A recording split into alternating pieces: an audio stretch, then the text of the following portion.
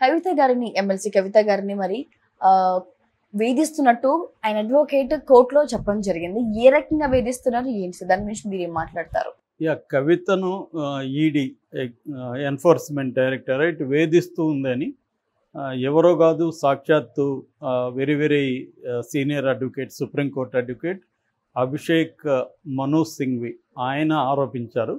So మామూలుగా ఒక Apple ఒక రోజుకి తింటే డాక్టర్ని అవాయిడ్ చేయొచ్చు అంటారు.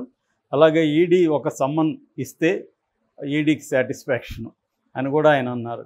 సో ఈడీ ఒక ఇన్వెస్టిగేటివ్ ఏజెన్సీ లాగా కాకుండా అది వేధిస్తున్న ఏజెన్సీగా మారిపోయింది అన్న తీవ్ర ఆరోపణలు ఆయన కోర్టులో నిన్న చేశారు.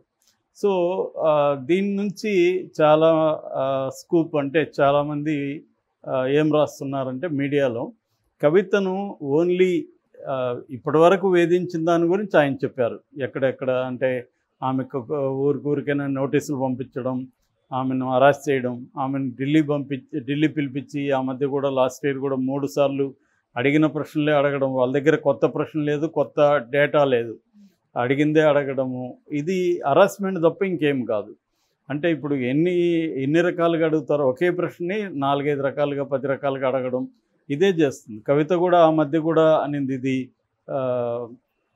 లిక్కర్ స్కామ్ కాదు, ఇది ఈడీ స్కాము, ఈడీ వేధింపుల స్కామ్ అని కూడా ఆమె చెప్పింది. ఇది పొలిటికల్ వెండెట్టా అని కూడా ఆమె చెప్పింది. సో అలాగా ఆమెను వేధించారు. తర్వాత అరెస్ట్ కూడా అక్రమం అని చెప్పారు. కవితకు ఎందుకు బెయిల్ ఇవ్వాలో నేను 5 కారణాలు చెప్పగలనని కూడా ఆయన చెప్పారు. అందులో అరెస్టు ఒక కారణం, అంతకుముందు ఈడీ నోటీసులు ఇచ్చి బెదిరించడం ఒక కారణం.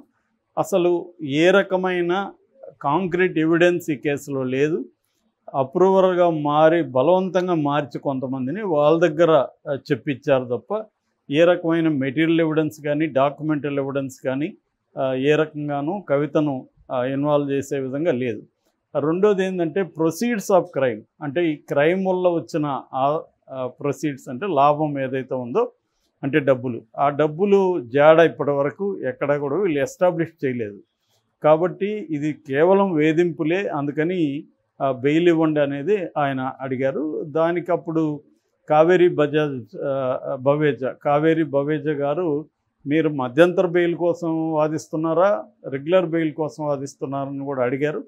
అప్పుడు అభిషేక్ సింఘ్వి ఏం చెప్పారంటే నేను రెండింటి కోసం వాదిస్తున్నాను, ఒకవేళ మీరు మధ్యంతర బెయిల్ ఇచ్చినా ఇవ్వకపోయినా రెగ్యులర్ బెయిల్ అనేది ఓపెన్గానే ఉంటుంది, కాబట్టి దాని మీద కూడా నేను వాదిస్తున్నానని చెప్పారు. రెండోది కోర్టు ఎప్పుడు కూడా నిందితులకు విస్తృతమైన ఉపయోగం ఉండే విధంగా చేయదు, పరిమితంగానే చేస్తుంది. అందుకని నేను ఆర్గ్యుమెంట్స్ ఇలా చేస్తున్నాను అనేది కూడా ఆయన చెప్పారు. దానికి కౌంటర్గా స్పెషల్గా అపాయింట్ అయిన వీళ్ళ తరపున ఈడీ తరపున అడ్వకేటు ఆయన కూడా గట్టిగానే, సోహబ్ హుస్సేన్, ఆయన కూడా గట్టిగా ఆర్గ్యూ చేశారు. ఈడీ తరపున ఈడీ చట్ట ప్రకారమే వెళ్తుంది, పిఎంఎల్ఏ చట్టాన్ని అనుసరించి ఈడీ చేస్తుంది, కానీ ఆయన అనవసరమైన ఆరోపణలు చేస్తున్నాడని ఈడీ చెప్పింది. అయితే ఇక్కడ దీన్ని బేస్ చేసుకొని కొంతమంది ఏం మాట్లాడుతున్నారంటే కవితను జైల్లో కూడా ఇంటెలిజెన్స్ అధికారులు వేధిస్తున్నారు. అంటే జైల్లో ఇంటెలిజెన్స్ అధికారులు వెళ్తారా, వెళ్తే ఎలా వెళ్ళాలి, ఎవరి పర్మిషన్ ఉండాలి, ఇవి చర్చకు వస్తున్నాయి. మామూలుగా నేను 8 months జైల్లో ఉన్నప్పుడు ఇంటెలిజెన్స్ వాళ్ళు వచ్చేవాళ్ళు జైలుకి. వచ్చి వాళ్ళు మామూలుగా వాళ్ళు వచ్చి మా మీద నిఘా పెట్టేవాళ్ళు, మమ్మల్ని ఎవరు కలుస్తున్నారు, మా యాక్టివిటీ అని. ఒకసారి నేను గొడవ కూడా వేసుకున్నా అతనితో, అంటే నీకు రావడానికి నీకేం పర్మిషన్ ఉందా చూపించు నాకని.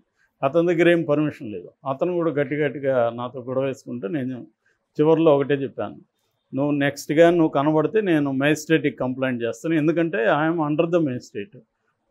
సో నన్ను ఎవడన్నా కలవాలన్నా మేజిస్ట్రేట్ పర్మిషన్ లేకుండా నా దగ్గరికి రాకూడదు. సో నువ్వు వస్తున్నావు అంటే నీ దగ్గర ఏం పర్మిషన్ లేదు, కాబట్టి నేను మేజిస్ట్రేట్కి కంప్లైంట్ చేస్తాను నీ మీద అన్నాక అతను భయపడి రావడం మానేస్తాడు. సో మామూలు ఖైదీలు అయితే ఇలాగ మాట్లాడలేరు, మాట్లాడితే పట్టుకొని కొడతారు వాళ్ళని. సో మేము నక్సలైట్ ఖైదీలు కాబట్టి కొద్దిగా మా పట్ల భయం ఉండేది. అలాగా నయీం మీద నేను రీసెర్చ్ చేసినప్పుడు కూడా ఇక్కడ కూడా అప్పట్లో ముషీరాబాద్ జైలు ఉండేది. ముషీరాబాద్ జైల్లో కూడా రెగ్యులర్గా అప్పట్లో నక్సలైట్ ఖైదీలు 80 నుంచి 100 మంది ఉండేవాళ్ళు. అంటే కొంతమంది వస్తూ కొంతమంది పోతూ. అక్కడ లీడర్లు టాప్ అంటే సెంట్రల్ స్థాయి లీడర్లు 4 ఉండేవాళ్ళు.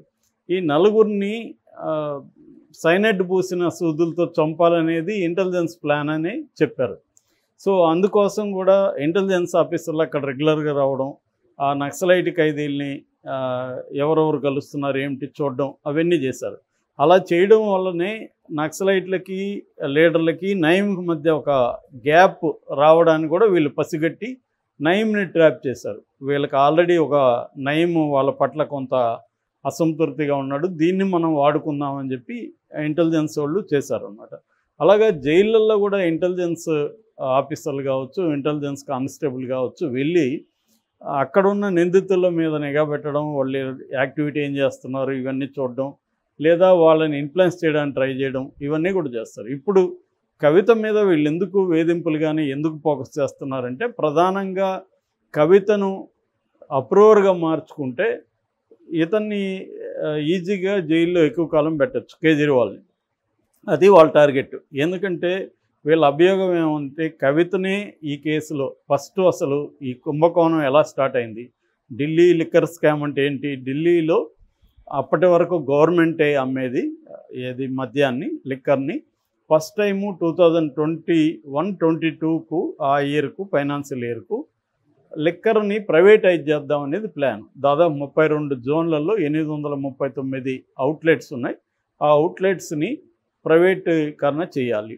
ఈ ప్రపోజల్ తీసుకెళ్ళిందే కవిత కేజ్రీవాల్ని కలిసి ఇలాగా మీరు కానీ ప్రైవేట్గా చేస్తే నేను కోఆర్డినేట్ చేస్తాను, నాకు తెలిసిన లిక్కర్ లాబీ ఉంది, ఇండ్ స్పిరిట్స్ అని ఉన్నారు, వాళ్ళతో నేను కోఆర్డినేట్ చేసి నేను మీకు 40 ఫండ్ ఇప్పిస్తాను, అడ్వాన్స్గా 100 crores మీకు నేను ఇప్పిస్తాను అనేది ఆమె డీల్ చేసిందనేది చెప్తున్నారు.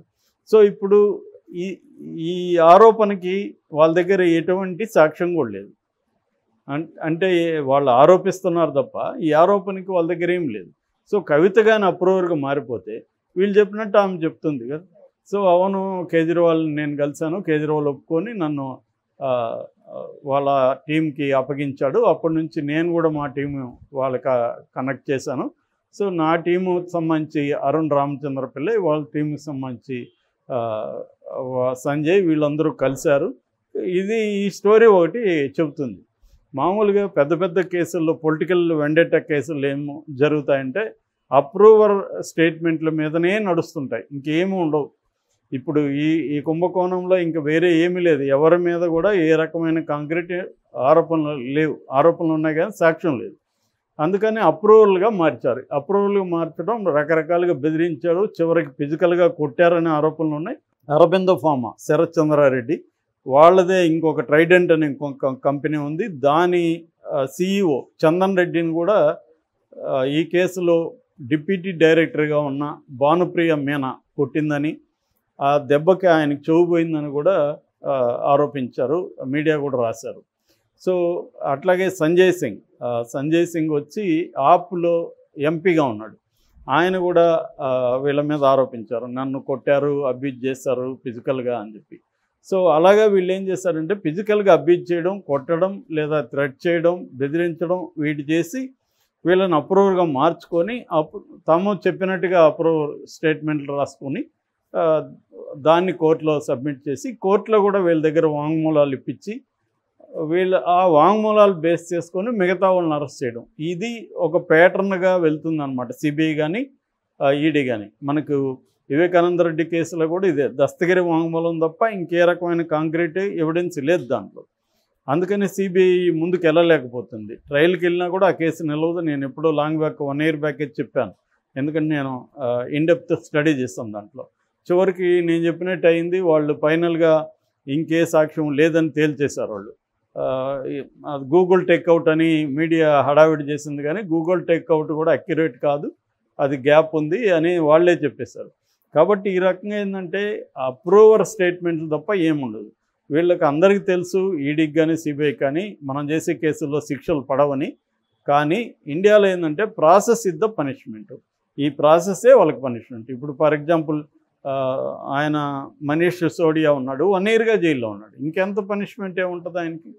అట్లాగే సంజయ్ సింగ్ 6 నెలలుగా ఉన్నాడు. లక్కీగా ఈరోజే ఆయనకి ఇందాకే బెయిల్ వచ్చింది సుప్రీంకోర్టు నుంచి. సో ఇంకా సత్యేంద్ర జైన్ ఉన్నాడు, సంజయ్ ఉన్నాడు వాళ్ళ ఆప్లో. ఇప్పుడు కేజ్రీవాల్ ఉన్నాడు. కేజ్రీవాల్ కూడా మినిమం 3 నెలల నుంచి 6 నెలల వరకు ఆయన కూడా రాకపోవచ్చు.